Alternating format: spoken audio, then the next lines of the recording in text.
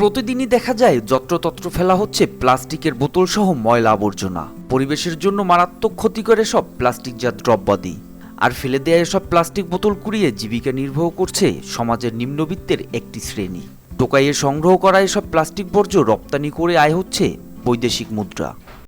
যদি না কিনতাম আর যদি না টোকাইলে ঢাকা সব তোলা গেত সব ময়লা দিয়া। ময়লার ভিতরে আবিজাবি আছে, বোতল মোতল আছে, কাগজ মাগজ আছে। এটি আমরা মনে করেন মালিবাগ মোড়ে ভাঙ্গারি দোকান আছে, 17 নম্বর আছে, মোজাক মোড়ে আছে, এই দোকানে লই আমরা বিক্রি করি।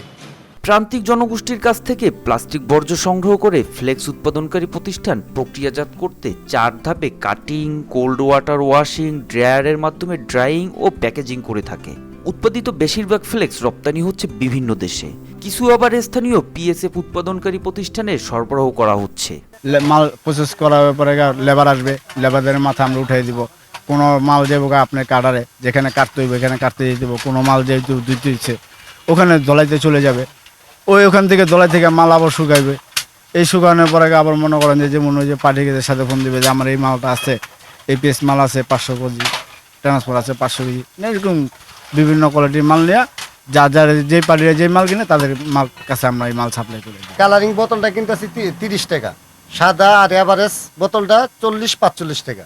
এটা সংগ্রহ করতেছি আমরা যে ছোট ছোট পাইকারি বাঙালি দোকান থেকে আর ফেরিয়ালার থেকে। রপ্তানিকারকরা শেষবারের মতো যাচাই বাছাই ও প্রক্রিয়াজাত শেষে পাউডারে রূপান্তর করেন এসব বোতল, যা ইউরোপ সহ বিশ্বের বেশ কয়েকটি দেশে রপ্তানি করা হয়। এখানে স্টিম ওয়াশিং লাইন, এটা স্টিম ওয়াশ করে আমরা ফ্লেক্সটা মূলত ইউএসএ যাচ্ছে, ইউএসএ যায়, ভিয়েতনাম যাচ্ছে, তারপরে দুবাই যাচ্ছে এবং ইউরোপের অনেক দেশে যাচ্ছে। পরিবেশ রক্ষা ও দেশে বৈদেশিক মুদ্রা আয়ে বাধা হয়ে দাঁড়াচ্ছে কম থিকনেসের প্লাস্টিক বোতল।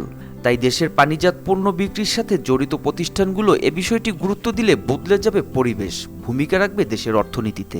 বাজারে দুই একটা কোম্পানির বোতল এত থিন, মানে এত পাতলা, অ্যাজ লাইক পলিথিনের মতো, তো সেগুলো আমরা রিসাইকেলিং করতে পারি না, সেগুলা রিসাইকেলিং করতে প্রবলেম হয়।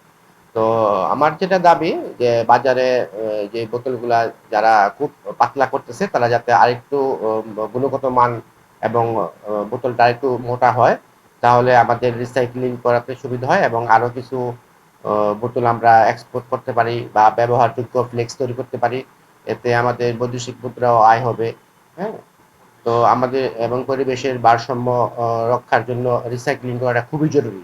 ফেলে দেয়া এই অপচনশীল পণ্য কুড়িয়ে টোকাই ও পরিচ্ছন্নতা কর্মীদের হাত ধরে আসছে বৈদেশিক মুদ্রা, আর কিছুটা হলেও রক্ষা পাচ্ছে পরিবেশ।